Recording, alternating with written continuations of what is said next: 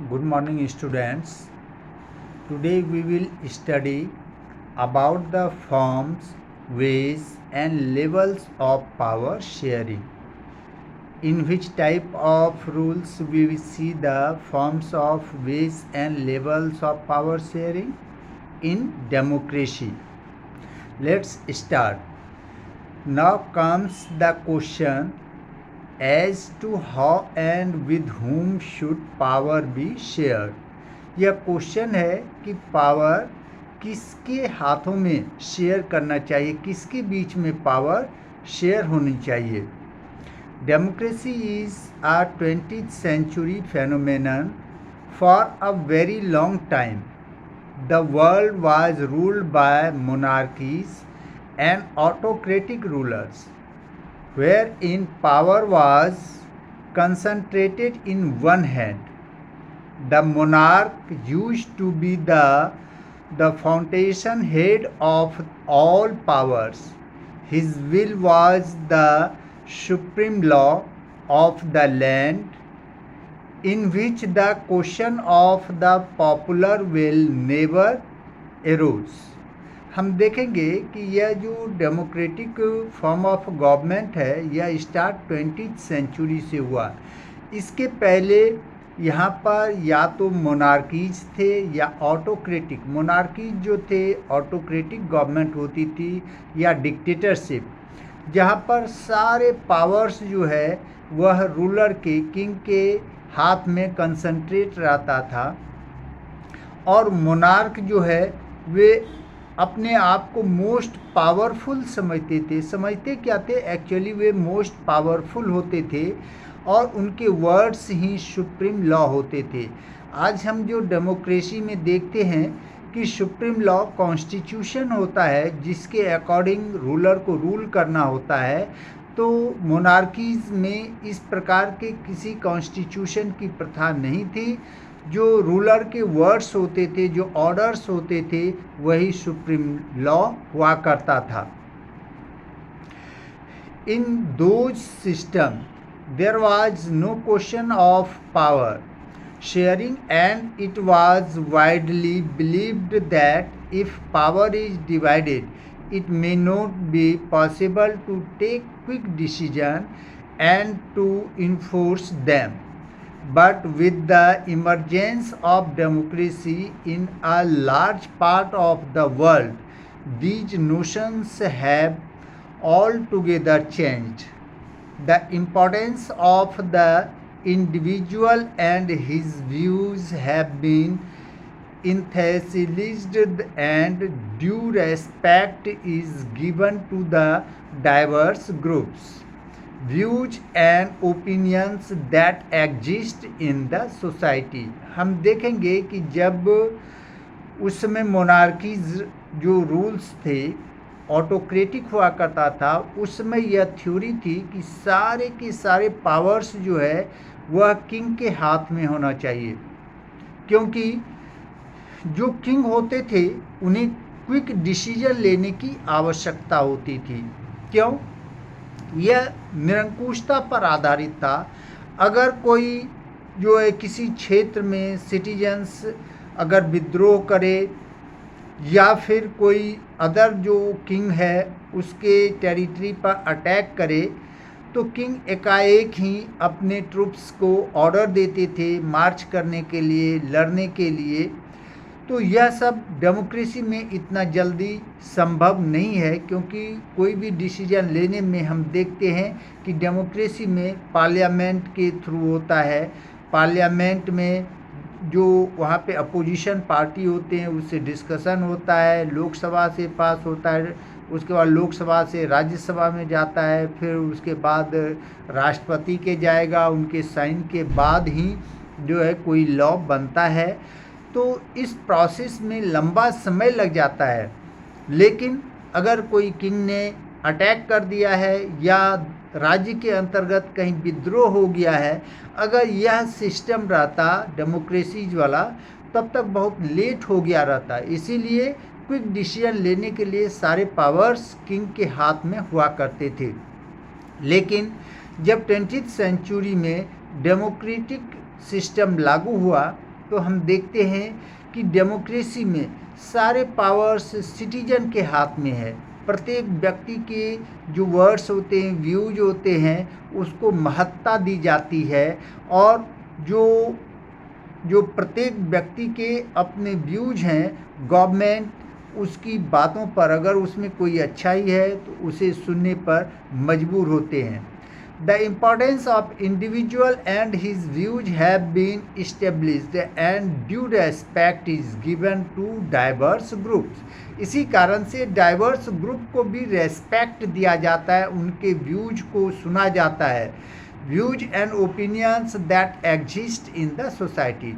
Thus, the democratic setup is based on the principle of coexistence in which political power is distributed among the maximum number of citizens as well as different agencies, groups and organizations. इसीलिए जो democratic government है, इसमें power जो है वह maximum जो groups होते हैं, नंबर ऑफ सिटीजन्स होते हैं, डिफरेंट एजेंसीज होते हैं, डिफरेंट ग्रुप्स या ऑर्गेनाइजेशंस होते हैं, उसके बीच में शेयर किया जाता है।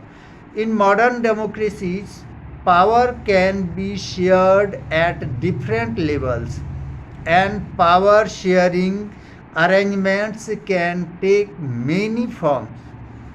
Some of the most common of them are being discussed here. जो मॉडर्न डेमोक्रेसीज हैं उसमें पावर जो है डिफरेंट लेवल्स में शेयर किया जाता है। उसमें से कुछ का जो है वर्णन हम पढ़ेंगे। सबसे पहले हम देखेंगे कि power sharing among different organs of government. जो गवर्नमेंट की डिफरेंट ऑर्गन्स हैं, यानी जो हॉरिजेंटली लेवल्स हैं, जो कि एग्जीक्यूटिव, जुडिशियरी और लेजिस्लेचर हैं, उसके बीच में पावर शेयर होते हैं। In democracy there are 3 organs of government, that is legislature, executive and judiciary. जो डेमोक्रेटिक गवर्नमेंट हैं उसमें 3 लेयर्स ऑफ जो पावर होते हैं गवर्नमेंट के, ये 3 ऑर्गन्स में बटे होते हैं। वे होते हैं legislature, executive and judiciary. The legislature, normally called the parliament, enacts laws. The executive implements them and judiciary ensures their proper implementation and punishes the guilty. अब तीनों के क्या हैं? जो सबसे पहले लेजिस्लेचर देखते हैं, ये पार्लियामेंट में लॉ का निर्माण करते हैं, कानून का निर्माण करते हैं। एग्जीक्यूटिव जो होती है वह कानून को पालन कराने का काम करती है और जुडिशियरी उस कानून को अच्छी तरह से लोग फॉलो करें, इसको जो है यह निरीक्षण करती है और जो गिल्टी पर्सन होते हैं, दोषी होते हैं, उसे पनिशमेंट देने का काम करती है। These 3 organs work in unison with complete approach. This may be called as horizontal distribution of powers because it allows different organs of government placed at the same level to exercise different powers. यह जो 3 जो organs हैं government के, इसे जो है जो distribute किया गया है, इसे हॉरिजेंटल डिस्ट्रीब्यूशन ऑफ पावर कहा जाता है। ये तीनों ही समान लेवल के गवर्नमेंट हैं और ये इन तीनों को जो है राइट्स जो है सेपरेटली दिया गया है और एक बार जो है फॉर्मेशन होने के बाद ये एक दूसरे के कार्यों की निगरानी करते हैं। डिफरेंट लेवल की ये डिफरेंट जो ये गवर्नमेंट हैं, ऑर्गन्स ऑफ गवर्नमेंट हैं, ये एक दूसरे के कार्य को चेक करते हैं। The power of the 3 organs are well defined, such as clear-cut division and separation ensures that none of the organ can exercise unlimited power. ये जो पावर इन तीनों के ऑर्गन्स को दिए गए हैं वे कॉन्स्टिट्यूशन द्वारा क्लियरली डिस्ट्रीब्यूट किया गया है और यह निर्णय किया गया है कि कोई एक ऑर्गन जो है वह एक्सेस पावर का यूज ना करे. Each organ keeps a check on the other. This results in the balance of power among various institutions. But at the same time, arrangements have been made in the Constitution to ensure coordination among. एक दूसरे के कार्य को तो check करते हैं, साथ साथ कॉन्स्टिट्यूशन में यह दिया गया है कि कार्य में सभी एक दूसरे को कोऑर्डिनेट करेंगे. कोऑर्डिनेशन की व्यवस्था भी की गई है. अगर कोई ऐसी विपरीत समस्याएं देश पर आए तो सारे ऑर्गन्स ये आपस में मिलकर काम करेंगे. For example, in India the ministers and government officials, it means executives, exercise power freely. They are responsible and accountable to the legislature, the parliament in the case of the central government, and the state assemblies in the case of the state government. क्या है कि इसमें जो सबसे ज़्यादा clearly जो power को use करते हैं वे होते हैं एग्जीक्यूटिव, चाहे वे सेंट्रल गवर्नमेंट में हो या स्टेट गवर्नमेंट में, वे क्लियरली अपने पावर को यूटिलाइज करते हैं. सिमिलरली द जजेस although appoints by the executive, जज का जो चुनाव, जज को जो इलेक्ट किया जाता है वह एग्जीक्यूटिव द्वारा, लेकिन एक बार अपॉइंटमेंट होने के बाद वे एग्जीक्यूटिव के कार्य का निरीक्षण करते हैं, क्योंकि एक बार जब वे ये सेटअप हो जाते हैं एग्जीक्यूटिव के, उसके बाद उसे निकालना बहुत ही कठिन काम होता है. एग्जीक्यूटिव जब जजेस को नियुक्त कर लेते हैं तो उसको निकालने का एक ही उपाय होता है, महाभियोग, और यह पास कराना, पारित कराना काफ़ी टफ होता है.